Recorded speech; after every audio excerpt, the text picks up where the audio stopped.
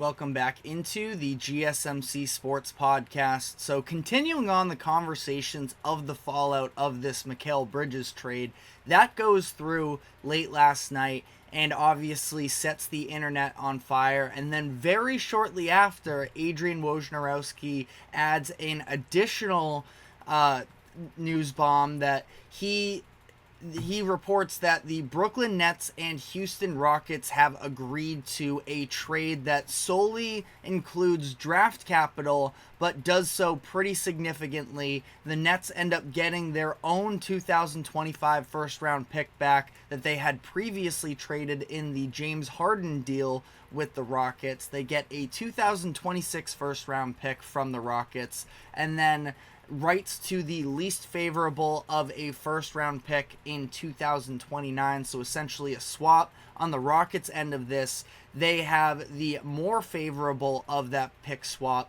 They get a 2025 pick swap as well, and in 2027, they get a first-round pick from the Phoenix Suns that was initially traded to the Nets for Kevin Durant, which Woj then reported on that the Rockets are hoping that they can acquire some of Phoenix's draft capital to then send back to the Suns in exchange for Kevin Durant.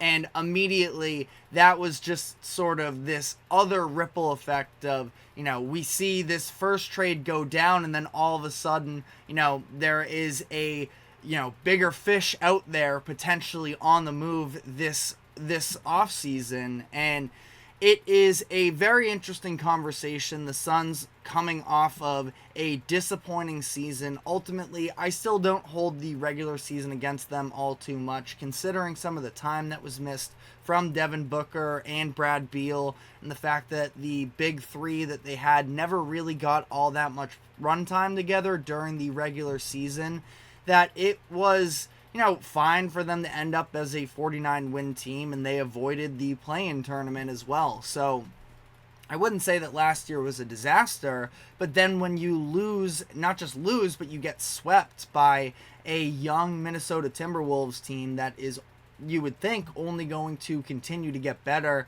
that's not a very good sign for the Suns moving forward in terms of whether or not this super team that they have put together and putting all their eggs in the basket of Kevin Durant, Devin Booker, Brad Beal, that might not be the way to go in this current NBA landscape. So it becomes very interesting.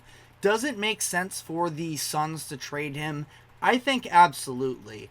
And there's a very good chance. We heard all of the quotes that came out of the Suns front office group during their exit interviews after that first round, where they believe that they still have the infrastructure that is necessary to win a championship, and they are still bought in, at least publicly, on what they currently have. But it is also interesting just looking at the fact that, again, the Timberwolves just sort of lapped them almost in the first round of the playoffs this past year. And there are a number of other up-and-coming young teams. The Thunder, who just got the 1 seed. I don't believe that the Denver Nuggets are going anywhere. The Mavericks, who just made the finals. And it just gets to be a very crowded Western Conference. And for the Suns, who have just been so all in on this current window, I don't know if this core has it for even another 2 seasons. That right now, the way that things currently stand, they will be able to get a number of assets for either Kevin Durant or Devin Booker. You can kind of put in that conversation as well. It's been floated out that he could potentially want out, but I'm not sure how much is actually there necessarily. But Durant is an interesting conversation because he obviously has been jumping, you could say, from team to team for the past number of years, and he ends up in Phoenix, where it does feel like this is a little bit of a legacy defining, and I hate that term, so excuse me, but to some degree, there are going to be people who won't forgive him for leaving another destination that didn't work out after of course, he chose to leave the Warriors, and then he goes to Brooklyn to team up with Kyrie, and that was a disaster. And Kevin Durant, the general manager, has not been doing a very good job of putting himself in the best possible situation. And it becomes really interesting where if this thing is already falling by the wayside, I feel like for the Suns, trying to regain any sort of assets that you can could be the way to go here. We just saw Mikal Bridges get traded for 5 first-round picks, and that was the main piece of the deal that got him from Brooklyn to Phoenix. So I think that, from the Suns front office perspective, you can run somebody dry of assets, and especially if the Rockets are trying to find a way to in turn get you your own draft capital, I think it's hard to sort of turn down an opportunity like that. But ultimately, I think the Suns are going to stay put at least for this season. They just brought in Mike Budenholzer. I am assuming that they are going to try and run into this year and see if Budenholzer can make the most of the current situation, but I'm very skeptical of it. We have Kelsey in the comments section asking about Durant to the Lakers. The reality is, I think there is pretty much no way that the Suns would make a deal with the Lakers in the first place. And then also with the fact that when you look at what the Nets just got for Mikal Bridges, I don't think that the Lakers have any sort of that type of assets to make a deal like that. So definitely skeptical on that one. But, I think that all in all, it's just very interesting to see how this is going to play out for the Suns, where if it's on the table a little bit, yet again, we're talking about Kevin Durant. He is going to be drawing all types of suitors. Are the Suns going to sort of take a step back and look at their overall situation here and do any sort of reflection that leads them to the idea that at least I personally have, and I think a lot of people share, that in this Western Conference,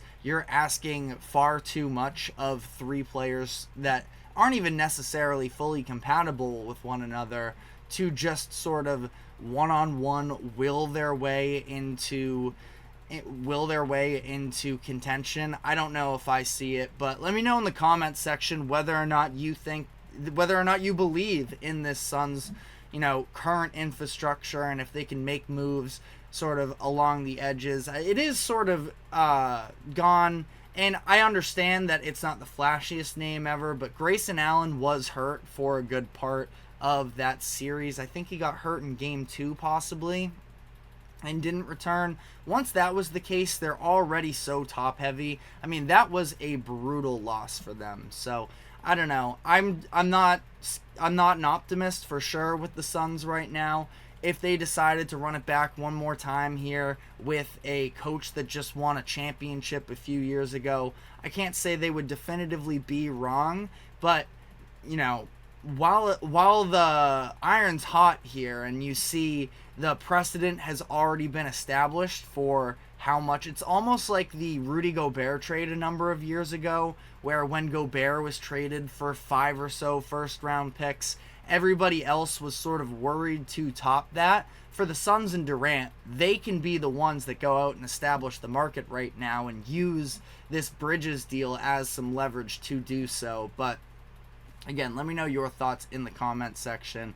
Kelsey, I did not go to see Lana Del Rey. She was at Fenway last week. I am in the Boston area. But I saw a number of different people that I know go to the concert and said she was amazing. So for whatever that's worth. But we're going to be heading into our next break here. And when we come back on the other side, I want to talk about the Houston Rockets, because all of a sudden they seem to view themselves as a team that would be, in the position to go out and get a Kevin Durant, which is a little bit of a 180 from where our expectations of the Rockets these past couple years have been. So we're going to be diving into all of that. Stick with us, and we will be right back after this quick break.